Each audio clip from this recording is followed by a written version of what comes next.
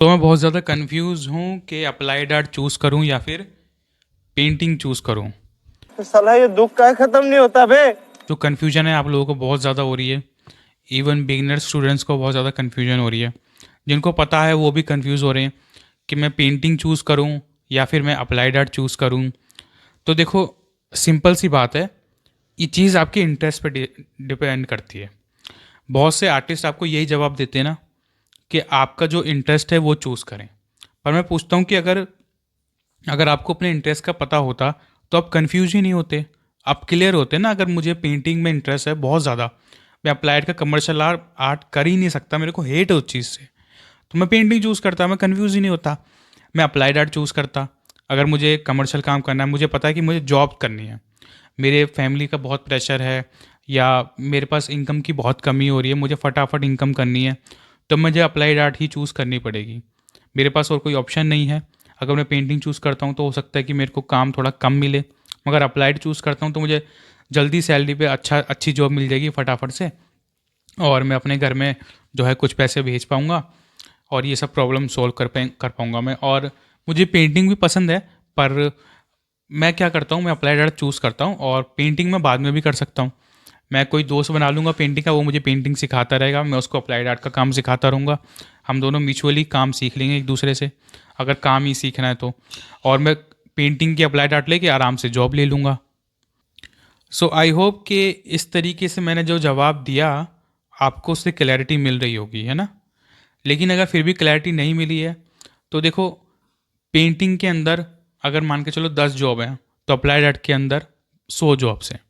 तो जॉब का इतना डिफरेंस पड़ जाता है पेंटिंग और अप्लाइड के अंदर।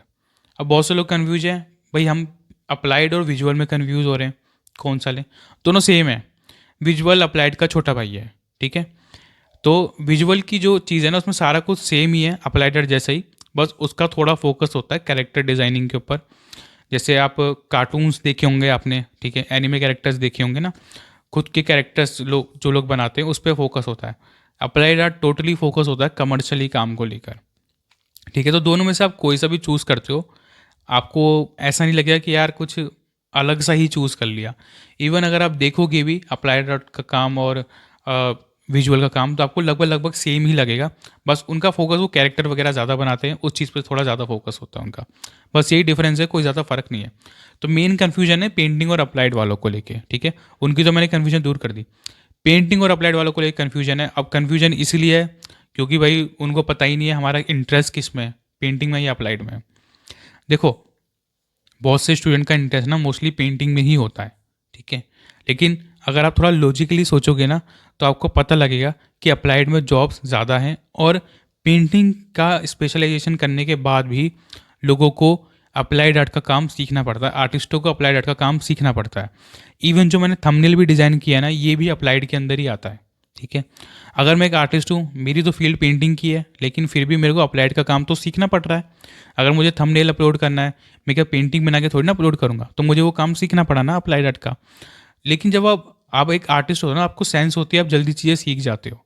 तो अगर आप पेंटिंग भी चूज़ करते हो, अगर अप्लाइड आर्ट भी चूज़ करते हो, तो ऐसा नहीं होगा कि आपके ऊपर कोई पहाड़ टूट पड़ेगा, आपने कोई गलती कर दी है, ऐसा कुछ नहीं होगा। आप दोनों ही काम सीख सकते हो, ठीक है, अपने दोस्तों से म्यूचुअली करके। अगर आप मेरी रिकमेंडेशन चाहते हो कि मैं आपको क्या रिकमेंड करूँ, मेरी क्या पर्सनल चॉइस है, देखो, मैंने जब चूज़ करा था तो अपने टाइम पे मैंने पेंटिंग चूज़ करा था। लेकिन अगर मैं अब चूज़ करता तो मैं अप्लाइड आर्ट चूज़ करता। उसका रीज़न क्या है, क्योंकि मुझे जॉब चाहिए जल्दी, ठीक है। जॉब चाहिए और मुझे कमर्शियली फ्रीलांसिंग काम सीखना है, और मुझे बिजनेस आर्टिस्ट की जो बिजनेस फील्ड होती है ना, वो आपको अप्लाइड आर्ट में ज़्यादा सीखने को मिलती है।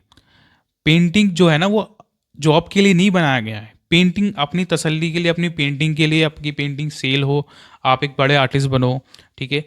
प्रॉपर पेंटिंग वाले आर्टिस्ट बनो जो पेंटिंग करते हैं कैनवस पे, उसको सेल करते हैं। फिर उनकी पेंटिंग आप एम एफ हुसैन को देखते हो, तैयब मेहता जी को देखते हो, तो वो आपके पेंटिंग फील्ड वाले आर्टिस्ट हैं। अगर आप किसी ग्राफिक डिज़ाइनर को देखते हो, या फिर आप किसी डिज्नी की कंपनी में कोई ग्राफिक डिज़ाइन कर रहा है, इस तरह के बंदे को देखते हो, उसकी सैलरी करोड़ों में है, या किसी ने लोगो डिज़ाइन किया और उसको करोड़ रुपए मिल गए, तो वो आपका अप्लाइड आर्ट की तरफ चला गया काम, ठीक है।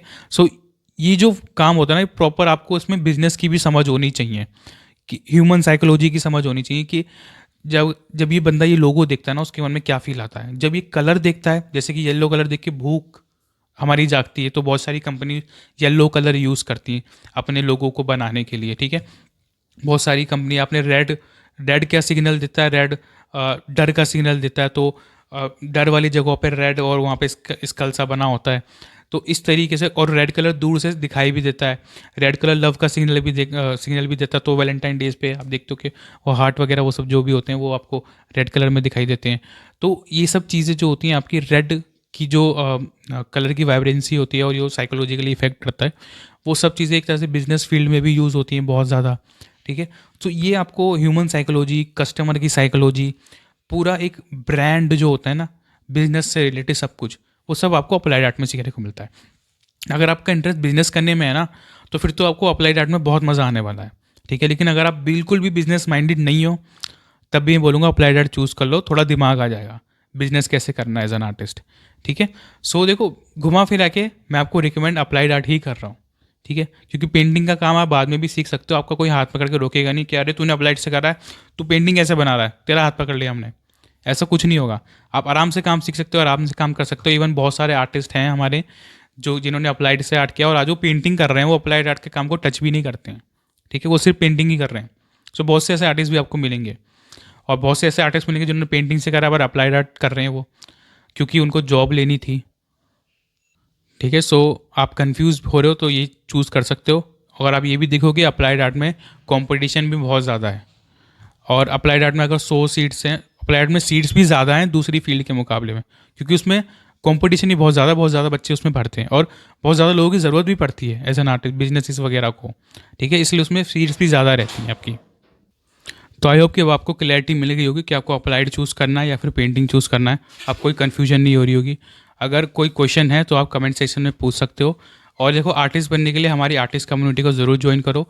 डिस्क्रिप्शन में मैंने कम्युनिटी का लिंक डाल दिया है।